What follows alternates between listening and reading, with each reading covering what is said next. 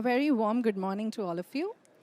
Thank you for joining us at the Nature Zone today. And those of you who are watching us online, thank you. We've heard there are some protests going on in the city because of which the bus services and so on have been affected. So while we were waiting for others to join, there's been a slight bit of a delay. We're sorry for that, but we're starting now, and we hope that the others can make it here soon as well. Well, today is the Nature Day at the COP26. And what better for all of us to start the Nature Day than talk about the multitude of co-benefits that are offered by nature-based solutions. We have an esteemed panel here. They will be talking to us about their experiences in the domain, and the panel will make a strong case about why we must focus on nature-based solutions. So our main focus here is to talk about how do we move towards the socio-ecologically sustainable nature-based solutions approach, which enhances local incomes, livelihoods, and has other associated benefits for water, food, livelihood security, and so on. How we are looking about it is as follows. We're looking at various entry points which can be taken for a development pathway. So we are saying that you could have a nature-based solution intervention to address hunger or clean water and sanitation and life below water and so on. And those nature-based solutions will have outcomes which are people-centric. So we are looking at improved health and nutrition and land productivity and so on, which directly influences livelihood. And, of course, climate mitigation and adaptation. So we're looking at nature-based solutions as a holistic approach where we have solutions which are for the planet and the people. Now, without taking much of any more time, I'll pass on the mic to the panelists here. May I request Professor Ruth DeFries, who is the Denning Family Professor of Sustainable Development in the Department of Ecology, Evolution, and Environmental Biology at Columbia University. Her research includes using remote sensing to examine the changes in Earth's vegetation and its consequences for ecosystems and people, including food security, forests, and biodiversity. Ruth, may I request you to share your experience about the co-benefits of NbS? Yeah. Thank you, Anuja. So what we're going to do here on this panel is go through some examples, some case studies of nature-based solutions which start with a people-centric approach. Start with the entry point of benefits for people that then also lead us to some benefits for climate.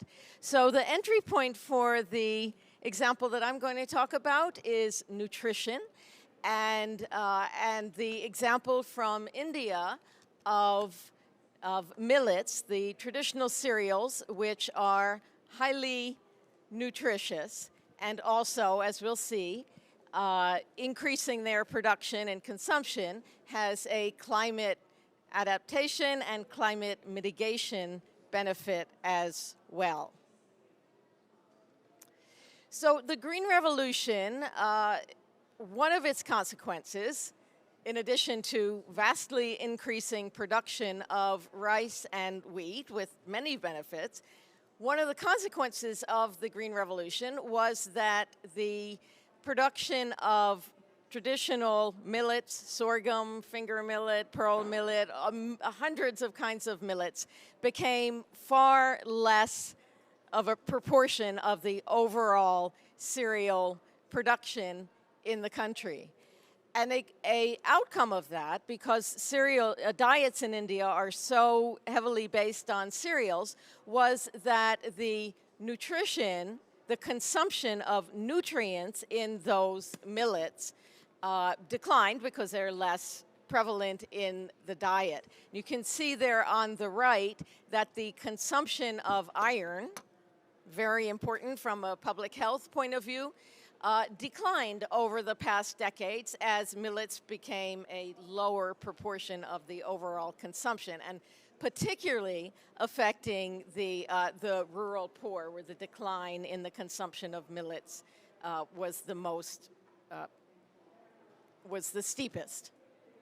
So the issue of increasing the production and consumption of millets revolves very, very much around nutrition, because these are highly nutritious, more nutritious than rice. So there has been, in the last few years, of very, very exciting developments around this topic, where the government of India has declared millets as nutri-cereals. This is a big shift in thinking about these traditional cereals as something that should be replaced to something that should be promoted. So it's really very, very exciting to watch this. Some states have taken on including millets in the public distribution system, which is the largest food security system in the world, which provide cereals to below poverty level households. Also at the higher end, in urban, high income consumers are increasing their consumption of millets. You can find them now in fancy grocery stores and upscale restaurants. So there's been a real revival in the last couple of years. So what we get from that is improved intake of iron and other micronutrients, and also comes along with that some benefits for climate. So if we look at a comparison of the greenhouse gas emissions from the different cereals, rice is clearly a high producer of methane, paddy rice, producing a lot of methane. That's the non-CO2 on the left there. So we have a climate mitigation benefit from increasing the production of millets. We also have an adaptation benefit that's on the right there, because the millets are adapted to be dry, to grow in dry conditions and poor soils. So if we look at how sensitive the yields are to a extreme dry year, we see that the yields of rice, which is the orange there for the different cereals, is a substantially bigger impact, more sensitive to an extreme dry year than the impact on the other cereals. So this is in comparison to rice. So we have a mitigation benefit and an adaptation benefit, but starting from the entry point of nutrition and a public health outcome. Now we can think of, hypothetically, scenarios where the production of the millets increases in those places where historically those cereals were grown, because there's knowledge there, there's traditions of those cereals in the diet. So if we create, I won't go into all the gory details of this scenario exercise, but if we create scenarios where we keep the total production in terms of tons the same, we keep the cropped area the same, and look to, for instance, minimize water demand, because the millets are less water thirsty than rice and wheat, and we increase the production of the different millets to minimize the water demand. Then we come out with an output that decreases water demand, but also has an impact on greenhouse gases and an impact on the nutritional outcome, iron, protein, the demand for irrigation, the demand for energy, all different multiple dimensions. And then ask that same question. If we aim to decrease greenhouse gas emissions to the maximum extent, how would it affect these multiple dimensions? And when we do that exercise, we find that there really are no hard trade-offs, that no matter how you optimize this situation, that there will be a benefit for protein, for iron, reduced irrigation, less energy demand, decreased greenhouse gases, and more climate resilience. So in this particular case, and this is a particular case because these kinds of win-win solutions are very rare, But when they do exist, they can be a really beneficial nature-based outcome with the entry point of people, of improving nutrition. So, so this is one example, and my colleagues are going to share other examples of thinking about nature-based solutions from the point of view of what is good for people, starting with that entry point. So in this case, it's the nutrition. We'll hear other examples, and I'd like to acknowledge my colleagues here who have worked on these analyses around the millets. Thank you.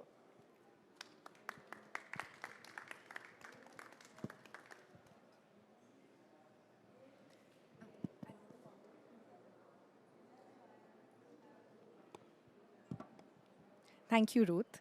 So we note here that when we start with public health and malnutrition and health of people and look for a nature-based solution that can address that, we reach a point where climate mitigation and adaptation are sort of the outcomes of it as well. So thanks, Ruth, for sharing that. Moving on, we have Ishan Agrawal from FES, which is the Foundation for Ecological Security in India. He couldn't join us today, but he's here online, and he'll be sharing how commons can help with co-benefits when we look at restoring them. Ishan works with the Foundation of Ecological Security, and he deeply believes in commons and the community's ability to act as stewards for conservation of natural resources. And he's currently working with the Commons Collaborative, an effort which is anchored in FES for building a coalition of actors in the country for realizing the promise that commons hold for larger issues that our country is currently facing, like poverty, environmental degradation, and gender disparities.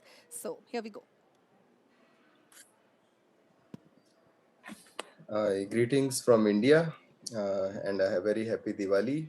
I am here to present what promise commons hold for co-benefits from eco-restoration.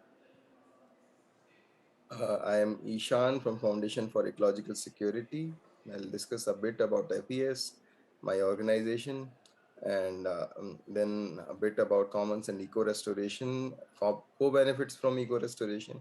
And I will also present a case on Lantana camera in the end, in Kana Tiger Reserve landscape in central India.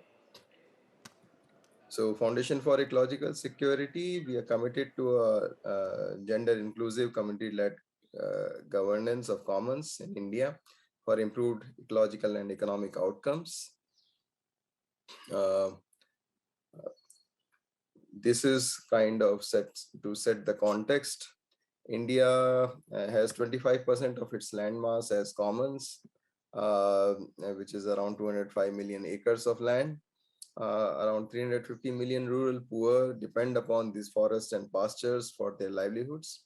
They contribute around 99 billion US dollars every year as annual economic value, and which is in terms of fodder, minor forest produce, firewood, food, etc.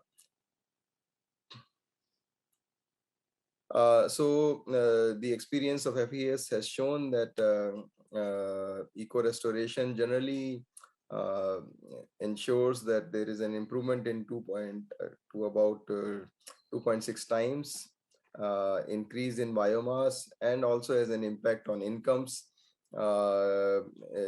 contributed from commons, which go up from $2 per day to $4 per day. We are understanding of the resilience that forests or commons bring to households. This schematic diagram actually shows that. We see fodder, firewood, timber, and cash incomes going to the households, and an improved water regime and fodder availability for livestock also contributes to agriculture and makes agriculture possible in rain-fed conditions especially, and also contributes indirectly or directly in terms of nutrition to the households. So thereby saying that biophysical rural infrastructure which is soil, water, biomass, and biodiversity, all get strengthened by eco-restoration to enhance ecological health. Coming to specific co-benefits derived from eco-restoration, we know that there are improvements in water tables after eco-restoration. This is an example of Thoria watershed in Rajasthan, Western India, where we have seen improvement in water tables longitudinally after working in this watershed only on common lands.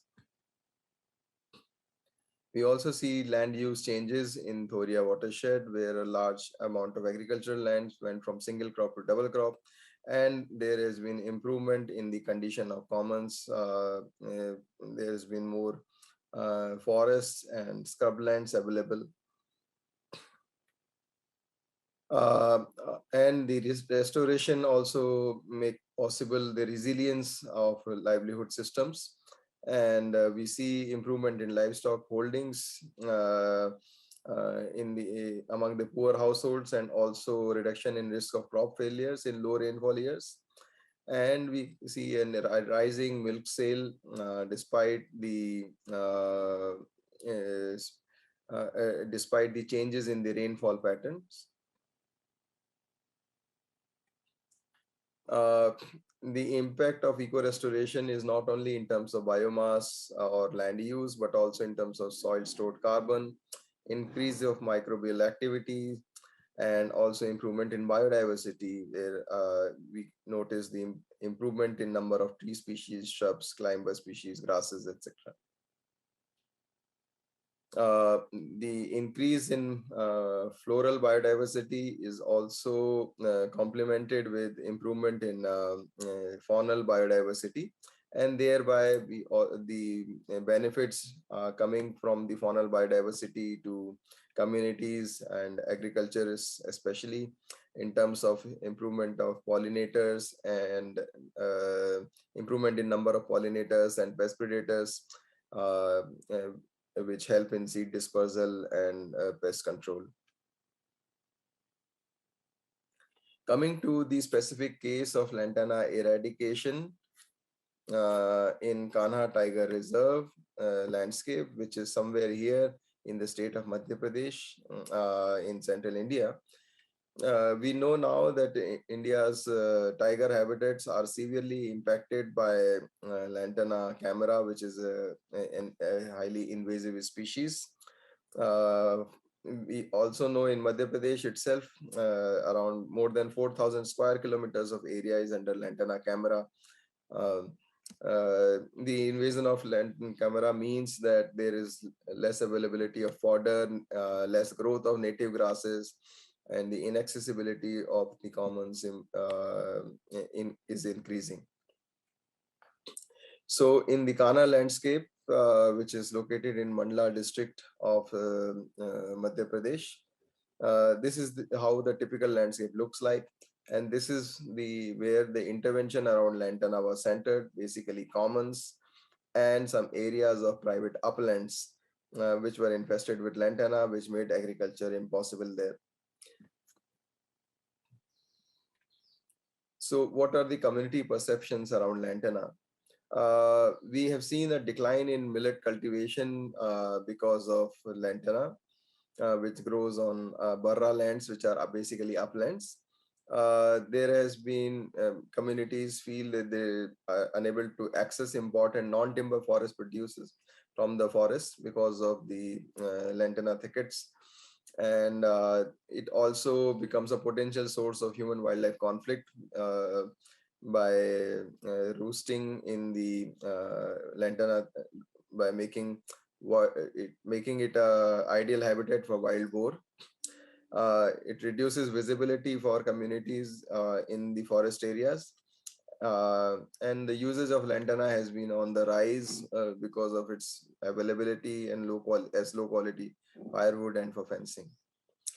The interventions that we carried out from 2013 to 2019, we basically strengthened the institutions on restoration of degraded commons.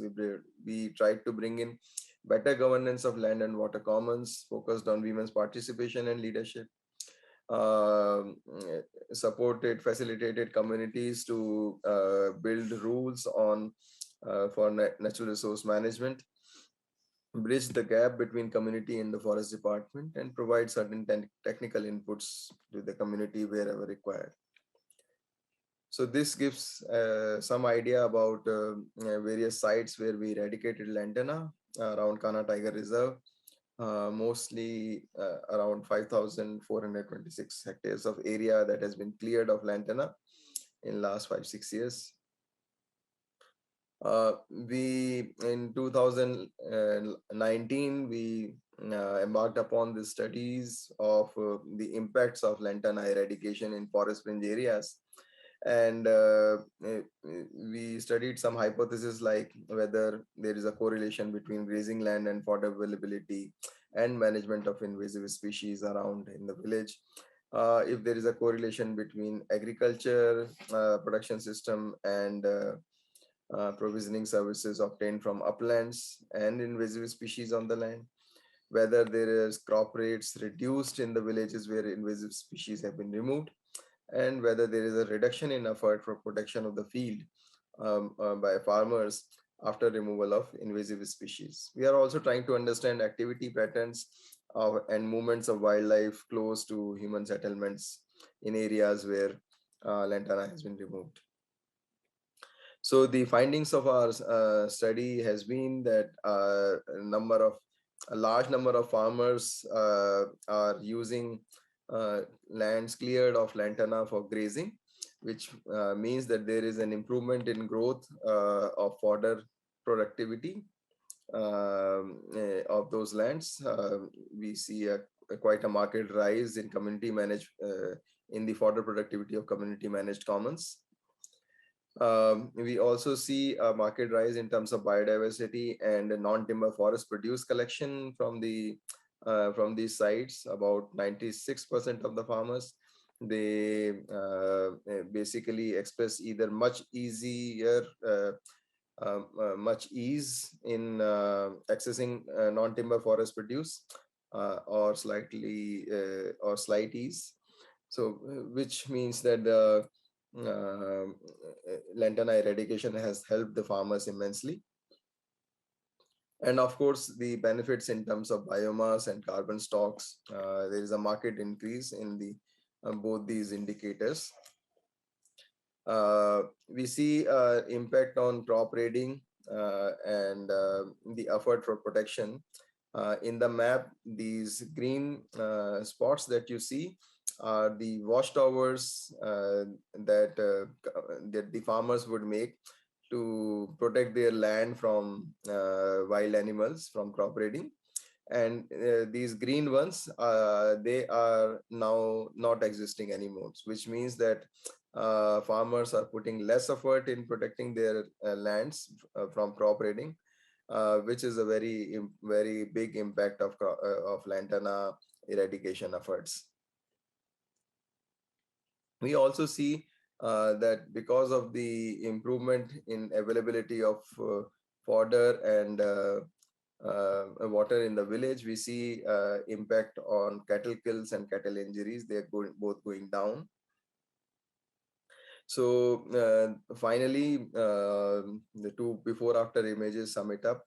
We see these images from the Indravan village in Kanha Tiger Reserve's buffer zone, and where we worked on eradication of lantana, and we are now seeing rapid growth of native vegetation in the landscape.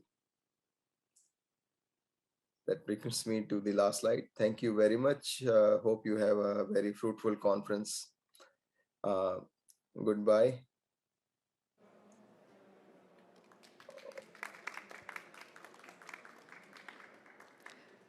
Thank you, Ishan, for sharing FAS's work on ecological restoration.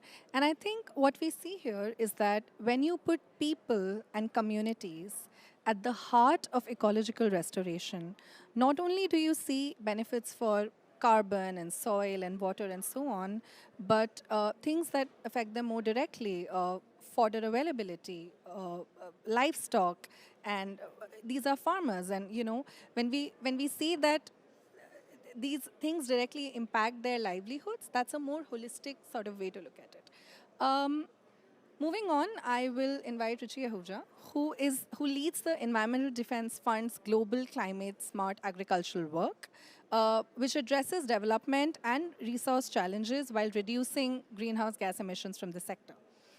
He heads EDF's engagement in India, supporting the country's shift to a prosperous, low-carbon future. Ruchi, would you like to come in and share? Hang on, let me take my headset off.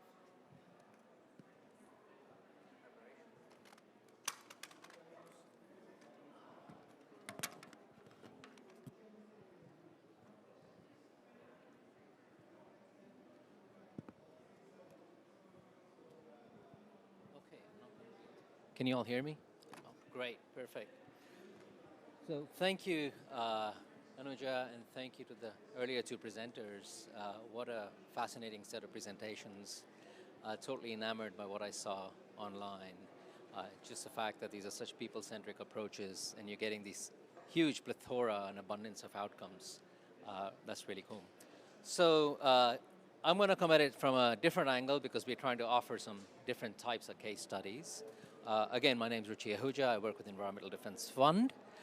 Just a little bit about my organization. It's a global not-for-profit, basically focused on some of the most wicked problems, as I call them, but or the most pressing problems, climate change being one of them. We operate in about 28 countries. We are very much focused on science and economics as a way to get things done. A lot of advocacy. We have 750 staff and about 2.5 million members and activists who support us. Here in Glasgow, we've been pretty active, a lot of work around methane. You'll see us at edf.org, COP26. So what am I going to talk about here? I'm going to talk about our partners' biogas program. So we work on climate smart ag in India on the production systems, but there's a couple of good examples on production, so I thought I'd share these. The biogas program issue, basically what is a biogas, just for some people who may not know this, although this is a well-tested technology. It's basically a household level biodigester that converts cow dung to methane. And you capture that methane to cook. In the process, if you were to talk about mitigation, then 3 to 5 tons of carbon dioxide equivalent is mitigated every year. And this has been verified through various programs because the work has been implemented using the gold standard program. But I would take a pause here and ask the question if that is the real entry point. And I would posit that it's not the primary driver, although it can help. The entry points can be many. And so in this case, I'll sort of talk about gender as an entry point. Let me just go with this. So here's I just want to make sure that people understand our partners. We have a network called the Fair Climate Network. This program's been going on since 2008. And our partners in this network, you see them on the right, and that's the scope on the left on the map. They've implemented tens of thousands biogas units. These are the household level units in tens of thousands of households in their respective regions. More than 70% of India still cooks on biomass, and we know that women and kids bear the brunt of that challenge. There are multiple challenges, but it's the drudgery of collecting firewood, the problems they face when eve teasing and other things from men when they're going out to collect firewood. You hear some pretty horrendous stories. There's also the issue of indoor air pollution, and we can look at that. But what we learned in this process is that's the primary audience. So if you want to try and work on climate in this case, but really we want to work on women and indoor air pollution and human health. So that was what they wanted, and that's what we were trying to serve. So that's what became the entry point to implement the program. So some of the impacts are, as I said, are pretty straight up. There's women and child health. There was a real desire that most of the times in India, the women are on the hearth cooking away, the kids are around with them, the men are outside the huts, and there's a lot more smoke inside. So they are the ones facing the brunt of that indoor air pollution as well. So there's social impacts in terms of indoor air quality. Another interesting set of impacts that came through, even though we were working on gender, because all these units are owned by the women. and they're in charge. So they're self-organized and they're working to implement these programs. But some of the other impacts that came through was interesting. So Ruth, who just spoke first in this meeting, her team actually did a pretty nice assessment of what's the potential impact when you move from collecting firewood and cooking on firewood to a cooking gas that you're generating internally and you can turn on at the switch of a button like we all do. What happens to diets? And what we found was that it begins to start adding more diversity to the diet. People can cook multiple times, it's easier to cook. Not always it's all good. Sometimes you can, but that's a different story. But the point is your diversity increases, and that's interesting. Similarly, another study was conducted. So if you're going to not collect as much biomass as firewood, then what happens? Can we actually show that there's a change in the biomass strands around the neighborhood? And it began to show that, yes, there is regrowth. And again, that's a separate set of outcomes right there. Another outcome that flowed from this, again, women wanted this, but other things happen. It creates a lot of jobs. It's not easy. Every household unit requires an intervention. You have to go out there, make the bricks, build these units, dig the holes, and get it done. And we sort of started measuring the direct impact on jobs. The kind of jobs that are created are brick makers, masons, material transporters, village volunteers working on these programs. The gentleman on the left you see here has built 500 biogas units. Each unit costs about $250, so you can see how much income is beginning to happen internally in these villages, which again will stimulate demand and growth. Evidence that we are finding is in these units that were built about 10, 11 years ago, there's some impact on household incomes for village volunteers, about 3,000-4,000 rupees. Other income generating activities happen. Women have more time, and they should, and they may choose not to do anything. Leisure is a great thing to do as well.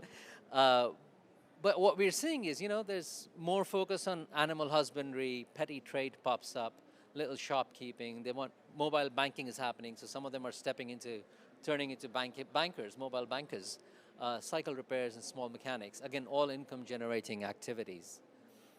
So we try to measure, and it's across a couple of NGOs how many jobs we created. So for about every 7,500 households, what we're finding is about 297 temporary jobs during construction phase.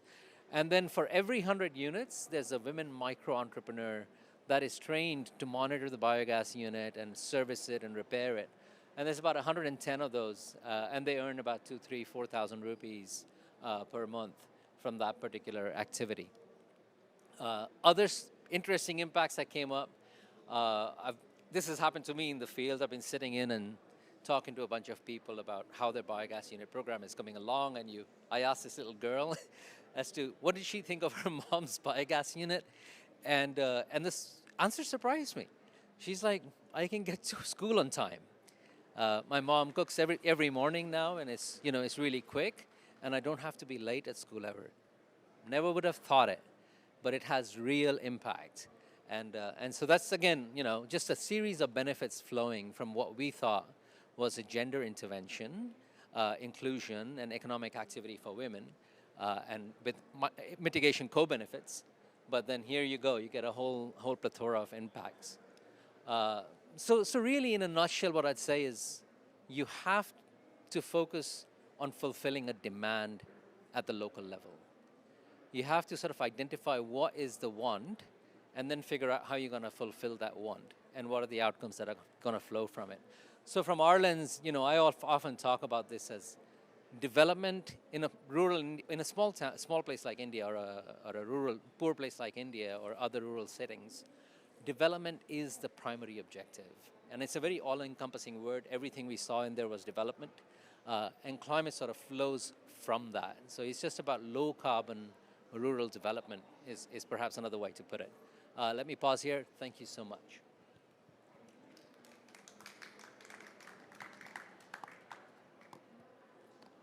Thank you, Richie. Your work on low-carbon rural development reiterates the point that we've been making. We're looking at indoor air pollution, we're looking at women's health, we're looking at emissions, we're sort of looking at the whole bunch of things, and I think it really drives the point home of what Ruth and Ishan sort of said earlier. Next, we'll move on to Dr. Abhivanak, who is a senior fellow at the Center for Biodiversity and Conservation at the Ashoka Trust for Research in Ecology and the Environment. His work includes animal movement ecology, disease ecology, One Health, Savannah Ecosystems, invasive species, among other things. Would you like to take it from there? Thanks, Anuja. So and thank you all for attending. I know it's been difficult getting to the venue this morning. So I'm going to step back a little bit. We've heard some really excellent presentations on various kinds of solutions and the kinds of benefits that they may have. But I'm just going to take a step back and talk about the environment that some of these solutions occur in and what are the challenges that these environments face. Okay? So we're going to talk about biodiversity. I mean, when we talk about the climate challenge, we know that conservation of biodiversity, the loss of biodiversity, both exacerbates the problem of climate change and can also benefit from climate change mitigation efforts. Okay, so these are some of the savanna ecosystems in India that much of the work that we're talking about and that the ARREST program aims to work in. And many people will be surprised that there are savanna ecosystems in India, but it's true, we have them. There's a lot of wildlife in here as well. I'll talk about it a little bit. For some reason, there's a band on that map. But anyway, so this is a map, an ongoing effort to map the savanna ecosystems in India and other open natural ecosystems in India. So they may not necessarily be savannas, they could be rocky plateaus, and so on. So we find that about 10% of India's land mass is these open natural ecosystems. And they can take a variety of shapes and forms. And you know, from the desert sand dunes of Rajasthan in Jaisalmer to the grasslands of central India, the scrub savannas of southern India, and you know, the riverine moraines or the savanna woodlands of the Western Ghats. So a whole diversity of habitats that are called open natural ecosystems. There's also a lot of dependence on these landscapes. So for example, nomadic pastoralist communities with small ruminants utilize these landscapes. There's also areas of historical significance. This, for example, is the World Heritage Site of Hampi, UNESCO's, I mean, just a beautiful, breathtaking landscape. Fairly high endemic and native biodiversity, full of endangered species, many of which are unfortunately endangered because these landscapes have not received the due that they should have. This one is extinct from India, the Asiatic cheetah. There are efforts to bring back some cheetahs to India now. We'll see how that goes. But if you come to most of the landscapes in central India, this is kind of what they look like. They are mixed-use landscapes. So you have savanna grasslands, you have agriculture, you might have poultry, you might have plantations of forestry and so on, and horticulture. Most of these are in the semi-arid belt. Okay? But there's still a lot of wildlife here. You can have things like jackals, foxes, jungle cats, and whatnot. And of course, livestock dependence is pretty high. There's many of these areas are drought prone, so there's a lot of mortality associated with livestock in these areas. But what's happened is that historically, these landscapes have been categorized as wastelands. And this is not just a problem in India. The savanna or the semi-arid landscapes across the world are amongst the most rapidly converted landscapes. And we see that, and I'll show you, we'll see that they face some unique new challenges when it comes to climate change mitigation. So, you know, what do these wastelands look like on the ground? Well, they're wonderful savanna landscapes, okay? These plateaus that are on the Western Ghats, the rocky plateaus of the Western Ghats, have endemic lizards, such as this fan-throated lizard. And after the rains, they look like this. It just takes one rain and These are areas of floristic diversity, hyperdiversity, and I mean just breathtakingly beautiful places. But yet, this is where most of India's wind power is being established currently. Okay, so let's talk about some threats. We know that a lot of effort is being put into planting trees. There's the Billion Trees program, the 10 Billion Trees program, the Trillion Trees program, and so on and so forth. Okay, these are the ecosystems that are being targeted for all of these tree planting programs, especially in India. And what we are saying is that it can't be a nature-based solution if it destroys the very natural landscape that it aims to convert. So not all interventions can be called nature-based solution, especially if they go ahead and do things such as this to these landscapes. Okay, so this for example is a savanna that was successfully converted into a woodland, and has a lot of biodiversity, negative biodiversity repercussions. Okay, this is another emerging threat to these kinds of landscape. Again, it's a climate change solution. Solar farms. So large-scale, utility-scale solar farms are coming up in open natural ecosystems across the world, particularly in India. And going forward, our challenges are going to be how do we balance all of these? Okay. So this, for example, is one of the largest solar farms that's come up in Madhya Pradesh, and it's occupied several hundred acres of really excellent savanna habitats. So I'm just going to leave this out there, that while we think of interventions and co-benefits, targeting livelihoods, targeting rural households, and with climate change benefits, we need to keep in mind that biodiversity co-benefits that arise from these also should suit local ecosystems. They can't just be sort of a one-size-fits-all, and especially it can't be just blanket tree planting kind of programs, or even, for example, this solar farms, because they're a green solution, and wind farms, because they're green solutions, are exempt from environmental impact assessments in India. So there's no taking into account the kind of lands that they're converting. So I'm going to stop here. Yeah, this is another example of that. And I'm just going to end with these last two slides. Okay, this is an example of a traditional form of land sparing that occurs in agricultural fields around the country. So this is a classic example. You have green gram being grown on the right, and the plot adjacent to it is left fallow or left wild, so that you can harvest it for firewood or for grazing for your livestock. Okay, but these places are also what harbor the native biodiversity in those areas and become refuges. And when we're talking about restoration of these landscapes, these are the sites that we want to target, and try and revive some of these traditional forms of land sharing and land sparing in these landscapes. I'll end with that now. Thank you.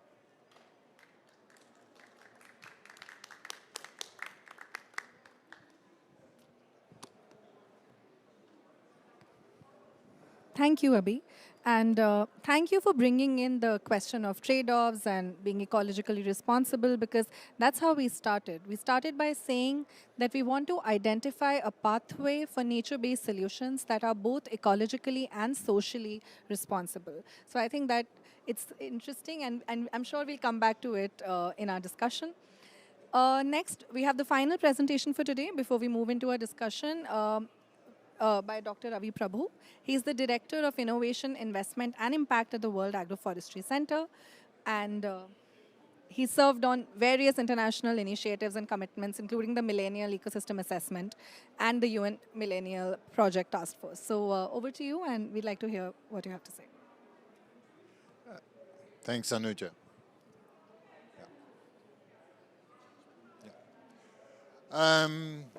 Thank you very much for being here in your numbers. I'm going to speak about a very interesting project that the government of Odisha in eastern India has asked us to do, and you can see their logo there. They have a challenge in the uplands of Odisha, what are called the tribal areas, in that during the off-season, families are forced to migrate. They migrate south to Andhra Pradesh, to the cities. They work as manual laborers, often leaving their children behind with severe social consequences. So the challenge for us was, how would you come up with a nature-based solution to what was essentially a really problematic solution for very resource-poor farmers? And I'm going to take you through a quick gallop through what we've done. In about 150 villages in these two districts, Bolangir and Nuapada. This is just to give you a sense of one of the challenges they're facing, a nutrition challenge. Ruth spoke about this earlier in the presentation series, but you can see it's really very severe if you look at the percentages of people affected. And then the forced migration, which basically meant people who were rooted to the land are forced to leave during the dry season because they had no food to eat. So what do we do? So this is a bit of a sense of the landscape. It looks very lush and green because these are the rains. Well, we did something very simple. We've added trees. We've swapped or added crops into the diversity of crops that they're using. We managed, helped them to manage water across the landscape using bund systems and more traditional systems that allowed water to flow through the landscape and to percolate in, improving at the same time with the kinds of tree planting and crop changes, the soil organic carbon that's being stored, so improving the water holding capacity. And we encouraged innovation, because if there's one message I have for this COP, we've got to invest in stewardship, which means people looking after the land, and above all, we have to invest in innovation if they are going to find the solutions that they need. So this is just a profile of the kind of nutrition available throughout the year when we take what we call the portfolio approach across the landscape. So not just trees, but many trees, but also the kinds of crops that allow us to deal with the nutrition challenges during the hunger season. So there is no hunger season. And we are managing the landscape now for malnutrition, but also for jobs and economies. So really, by just looking at some of the key, and this is not the whole list, this is just the ones that we've got the data for. Switching to different varieties of rice. My colleagues did something very interesting. They took rice varieties from the hills and brought them down to Odisha because we wanted to grow rice under shade. All the agricultural research had been focused on monocrop open field rice production. And we hypothesized by bringing in rice varieties that were more tolerant to cooler temperatures, they would do well under these conditions. So not only were we improving nutrition, but we're also improving income across these landscapes.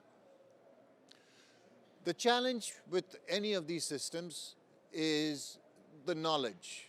And we wanted to make knowledge available. So this is the beta version of what we're calling an agroforestry app. And I just want you to get a sense of the complexity of what we're trying to do over here.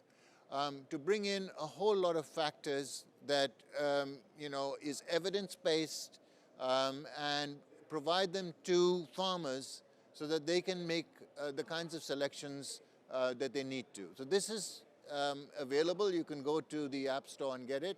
I think this is the earlier version. There's a newer version now. And we're going to put this into Uriya and languages. So I'll just quickly walk you through, some of the elements, because more than anything else, it summarizes the kind of complexity we're dealing with.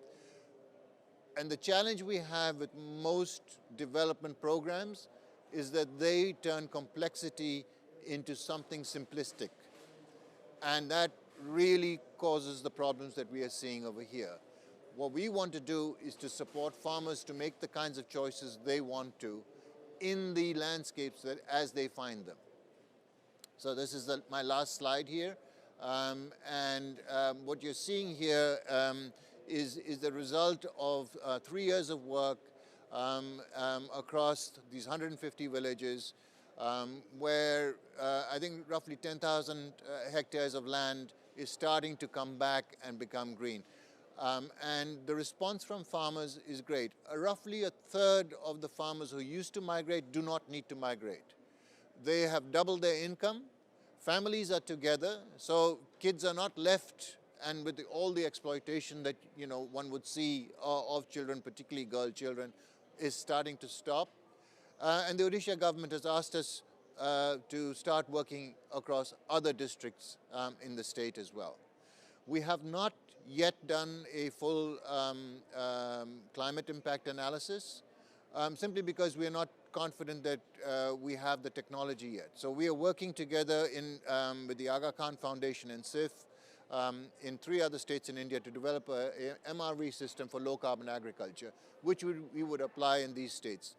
Work in desk studies in Andhra Pradesh to the south suggests that we can get up to 50% greenhouse gas emission savings simply by shifting to a low input agriculture form such as agroforestry or regen agriculture. So Karishma, back to you.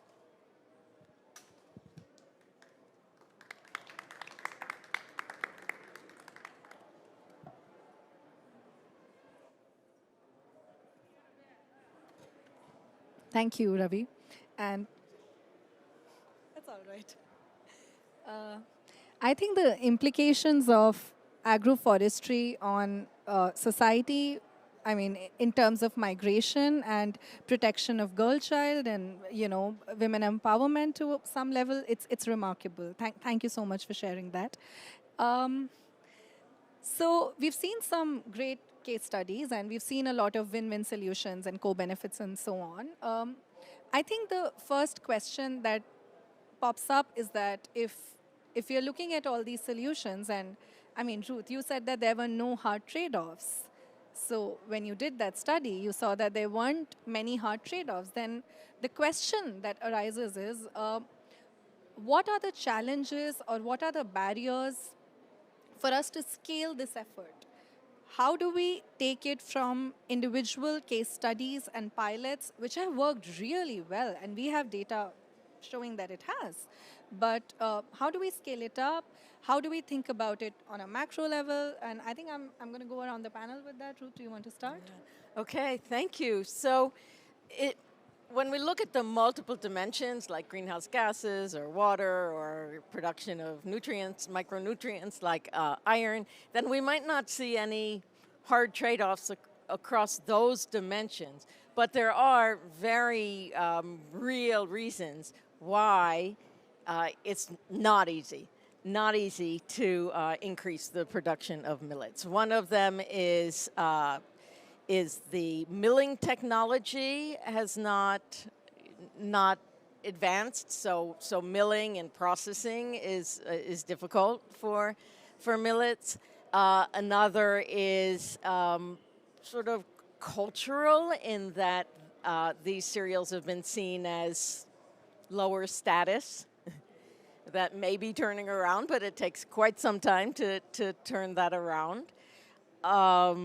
There's the, the whole system around a rice, wheat, a rice lobby, and these very ingrained, no pun intended, sorry, ingrained system around these production systems that have come out of the Green Revolution. So it's not an easy switch, not at all. And it's not even appropriate in all places. But these kinds of policies, like in Orissa with the incorporating the millets into the public distribution system, which purchases from farmers and then provides back subsidized to below poverty level households. That's like a very big game changer. But there are still these barriers in terms of the technology and the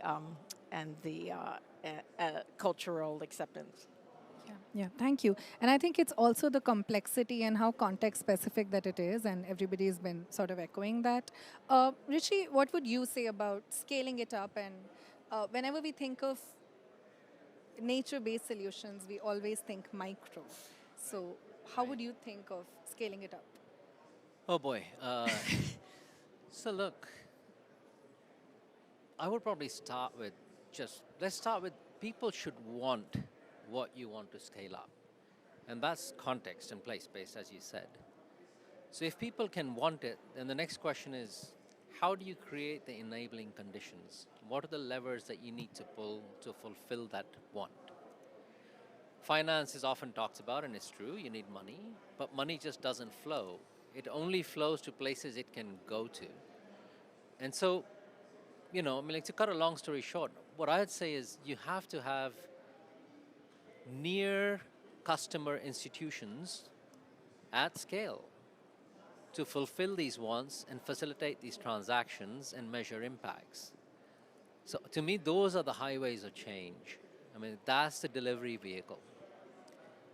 Once you have that, then you can, the finance can flow. It can flow with confidence. Outputs that's being generated can be taken out. So a whole bunch of innovation can result. So there's a whole bunch of stuff that begins to happen. We found that on the farming side, and perhaps that's a story I can tell another day. But this is what happened with the biogas program as well. I mean, the women wanted it. We had women micro-entrepreneur jobs. Then that's the near customer institution that allowed for service and repair and a whole bunch of other things to happen. That's why the units are still functional after a decade. So yeah, just some thought has to go through into it. But institutional capacity near the customer is critical, I think.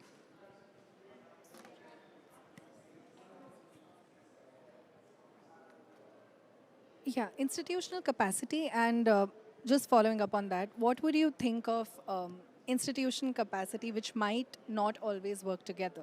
So when we talk about co-benefits, we talk about institutions and ministries and departments which are often working in silos. So we can build that, but a mechanism to bring it together, some sort of matchmaking, something that's bringing people, the demand, the finance, and the various institutions that are working on various levels together. So, I mean, I would think about it like that if you want to scale it up. So, what would you say to that? Yeah. Look, that's the holy grail, right? Yeah. To get everybody to converge. Again, you can try to converge at the top. I mean, this is a really difficult question to answer, but what I'd say is, if you're near the customer again and able to internalize all the aspects that are needed to deliver, then it becomes also easier to convince the top to line up and align and create this whole process to deliver the outcomes we want. Yeah, thank you. I just want to quickly add that, what Richie said about asking people what they want, and I'll give you an example. So there's some work that we're doing in Western India in a place called the Banni, which has, so you saw the work that FES showed that about restoration by removing the invasive Lantana camara. The Banni used to be a grassland ecosystem before it was planted up with another invasive species, Prosopis juliflora. And over time, and I know Prosopis is a problem in many countries around the world, over time what happened is the people adapted to it as well. And people started harvesting Prosopis to make charcoal. They started using the pods as feed for their livestock and for selling them.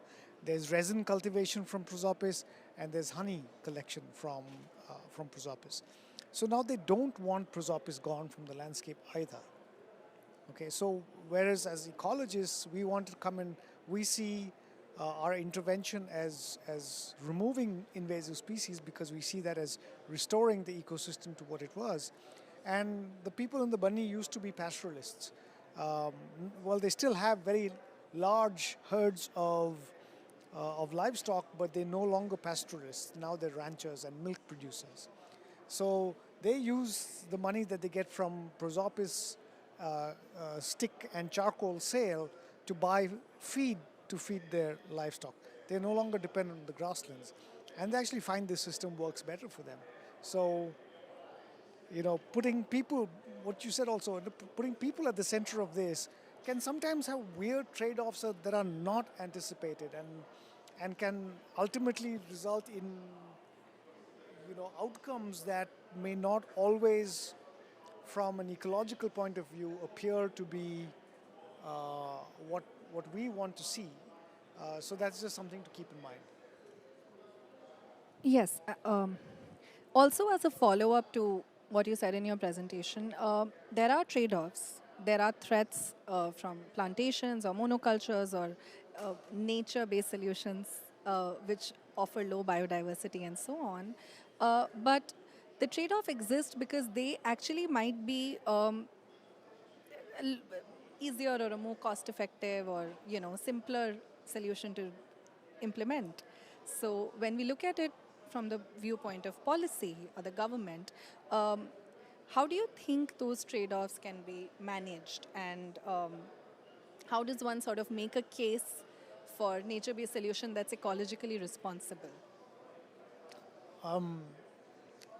I think at the heart of it, it comes back to the question you asked earlier: how do you scale up? Okay, and the problem is that when you want to scale, well, governments love scale because that's how they want to operate. But the problem with scale is that it becomes a one-size-fits-all solution, because that's generally the best way of achieving scale. But all of the examples that have been shown here are really micro-level examples, and sometimes it's not possible to scale all of those, and so you might have a diversity of micro-scalable solutions depending on where you are. And I think that heterogeneity is important, and it's maybe it's time for us to also think about what scaling up means. Maybe we want to scale heterogeneity and not, you know, not try and have a homogeneous solution for all of this. Yeah, thank you. Ravi, you want to comment on? Yeah. Yeah, I want to disagree violently with Abhi. But since I'm a peaceful guy and he's a peaceful guy, we're not going to do it violently. I agree completely with the sentiment he's expressing. But if we don't reach scale, we can meet here for the next 100 years in a planet that's going, well, it's going into the incinerator anyway. We'll see what happens. So we have to reach scale. Abhi's absolutely right. We have to reach scale, but not with a one-size-fits-all. So what do we scale? We scale principles. So there's a lot of discussion today over the Global Landscapes Forum on agroecology and the principles of agroecology. I spoke earlier about innovation. We have to scale the capacity to innovate. We have to scale the capability for adaptation. Those are things we can scale. We must stop scaling technologies, because technologies do not scale. They are not context sensitive. So, to my mind, one of the big challenges we have, and I would suggest that, you know, in the term nature-based solutions is the promise of failure, is that we are too technology focused in everything we do. I was at a panel yesterday where somebody made the very pertinent point that we need to get from projects to programs. And sure we do, but that's not enough. Just to stay with the alliteration, we need to get from programs to paradigms. So what we are starting to talk about is the concept of stewardship and a move to a stewardship economy. What do I mean with that? I mean, when you look at these landscapes in India, every farmer in that landscape, every single one of them is indebted. So what happens is a drive to further commodify those landscapes. That is the drive that is changing the landscapes in the way that everybody here is worried about. In previous times, farmers also nurtured the services. They were dependent on the water that came out of those landscapes. Carbon wasn't a factor. They were dependent on the biodiversity in those landscapes for their nutrition. But with commodification and markets, they are now being pushed to extend their crops from one end of the farm to the other, removing the trees. People have noted that the Indo-Gangetic Plain used to look like a forest in olden times. All agriculture prior to the modernization of agriculture that started with Justus von Liebig and agricultural chemistry and continued with Norman Borlaug and hybrids, all agriculture was agroforestry. Agroforestry is not new. So I think we need a paradigm shift. We need to start rewarding people for the services they produce, not just the commodified services, and that means a fundamental way, a change in the way we deal with nature. So not just nature-based solutions, but nature as the solution. Right. I see. Before I follow up, Abhi, would you like to respond to that? No, there's no disagreement here. We just use different words. Yeah. But yeah, fundamentally, I think we're on the same track here. Yeah, of course. Ravi, one thing I'd like to ask you is World Agroforestry has done some great work in India, and they were very closely working on the agroforestry policy and the mission that came through. But it seems as if the uptake for that mission has been a little slow, and it hasn't been at the pace as one would have, as anticipated.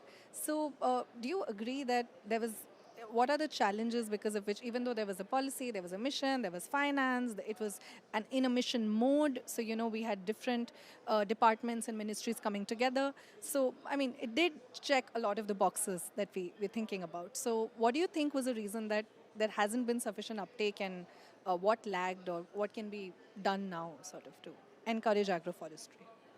Well, I think as with any change that requires people to change their mental models, people are the ones blocking it. If you look at the way the agroforestry policy and mission has been applied across the country, states like Tamil Nadu have forged ahead, other states have not. And this depends on the attitudes of the bureaucracy, the attitudes of the political economy around that. I think Ruth was referring to that, to the extent of their ability to receive new information and act upon it. Farmers left to themselves have taken this upon them, but we're talking about a 5 to 6 year period, and the problem is cultures change slowly, and we need to do a lot more. The incentives for changing to new systems need to be much more profound. We spend 97 or 98% of all our research money in agriculture on about 10 crops, not including any of the ones that we are talking about here in any significant way. So that's just one indicator that, you cannot switch a country over by simply announcing a policy and a mission. And when you then compare the amount of money that goes into the agroforestry mission as compared to all the other mission modes, you are basically saying, yeah, you're important, but you're not quite as important as expanding rice and wheat into eastern India, improving irrigation without actually improving irrigation, because we are, lousy at using water in the country. So there's a lot more to be done. But really it is about an understanding that if we want resilient systems, we have to value diversity, not just biodiversity, but social and cultural diversity in ways that we have not learned to do so far. Yeah. Points well taken. Before we move to closing remarks, I think we're almost out of time. Is there any question in the audience? Anybody would like to ask the panelists anything?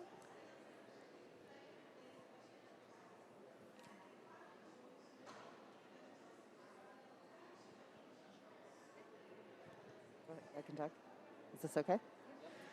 Thank you. That was, I think, the best panel I've seen at the whole COP. It was very heartening. I'm struck that I haven't heard much discussion of finance. Yesterday I saw a number of talks where there was discussion of the need for certified benefits from adaptation programs, where adaptation funders were saying we're ready for high quality projects if they can say what they're achieving. And that felt sort of very high level. Here we're hearing this on the ground, people-centered, locally driven perspective, and I'm wondering to what extent you see finance as one of the barriers, and or whether there's a disconnect between those two conversations that doesn't make sense yet. Thanks. Richie? Yeah. Sure, I'll try and take a crack at this. Look, finance is always needed, and it's going to be needed, as Ravi was saying as well, this disproportionate amount of funds going towards one way versus another. Important point. So a corollary here is, when renewable energy came around, people were like, we need a lot of money, we need to do this renewable energy, but then there was no uptake. Deal flow was slow, institutions didn't understand how to allocate risk to renewable energy, how to set things up. So this comes back to my point again, so you needed aggregators. So it comes, and what happens? I mean, you end up having local institutions and local capacity to drive that change. That paradigm shift that Ravi is talking about is not top-down. I mean, it's a conversation across a culture, right? So I think having local institutions, their ability to understand their customer and deliver the change to the customer, having the tools that allows them to then measure and understand what the impacts are, creates that transparency and creates that enabling environment for the money to flow. Just because the money is there doesn't mean it's going to flow. Ravi, would you like to add something? No, I mean, I agree completely with what Richie was saying. I think one of the challenges is the tools and models that funders have are not fit for purpose when we talk about adaptation. So I gave an example on another panel yesterday of fantastic, carbon projects which were set up to support smallholder farmers that fell completely flat because the farmers in that case, this was in Africa, did not have title tenure.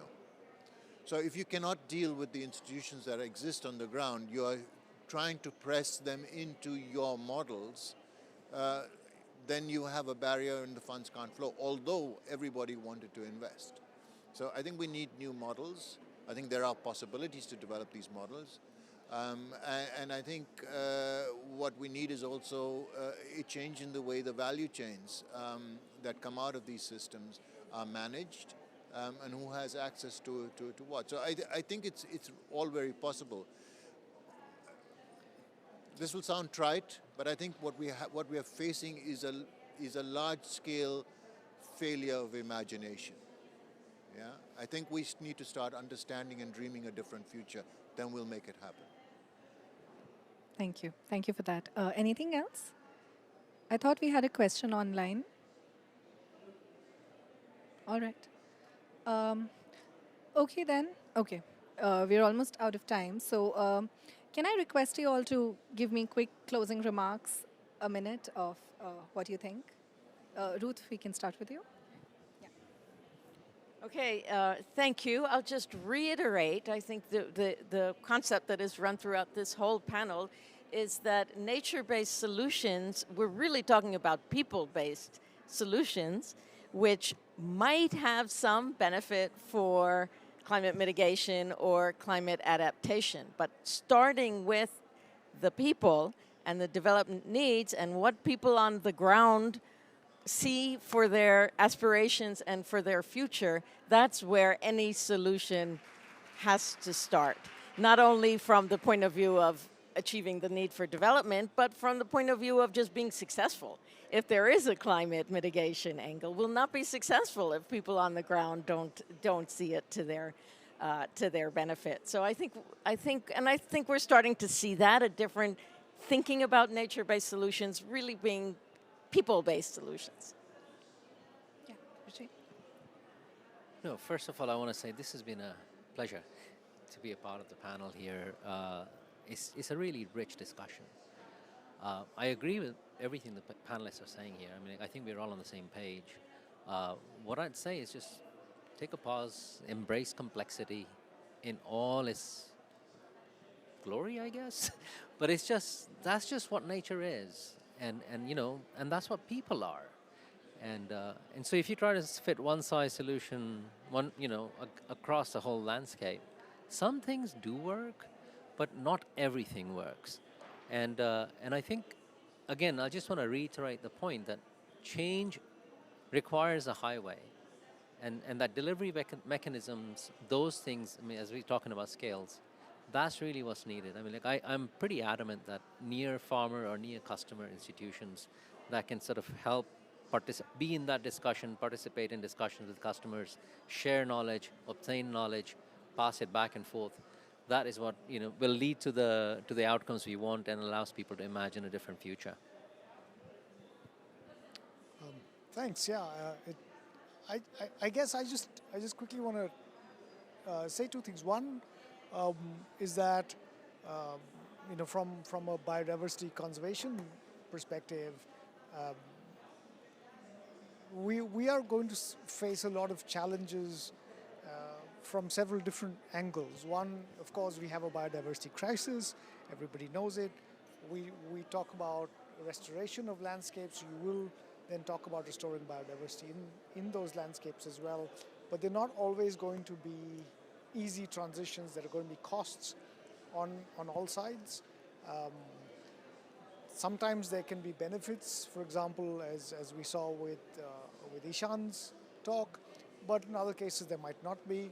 We know that health is going to be a big part of the conversation when it comes to healthy landscapes as well. I mean, we talked about nutrition side of it, but as we've seen in the last couple of years, there's also the biodiversity health linkage in terms of the risk of emerging zoonoses, and that's going to be compounded by climate. So I think keeping that in mind when we are also planning all of these interventions is necessary.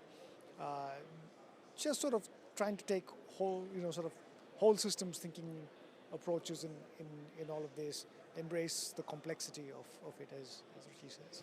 Thanks. Thank you. I really don't have much to add. I think it's all been said. So let me just say thank you to everybody, and I would urge everybody to stay positive and keep doing what you're doing.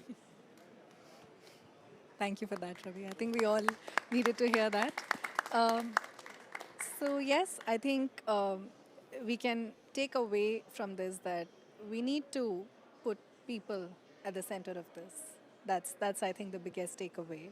And when we do that, and when we account for their aspirations and their demand, we will see benefits not only for the climate, but also for their livelihood and income and health and nutrition. And I think that's very, very well established through the number of case studies that we saw by the panel here. And I'm happy we're talking about this at the COP. It's Nature Day today, so I think it really sends a good message. It's put a good start to this day for all of us as we go around. And that's it. I think we'll wrap up here. If any of you wants to approach the panel, I think we'll be here for a bit. Thank you.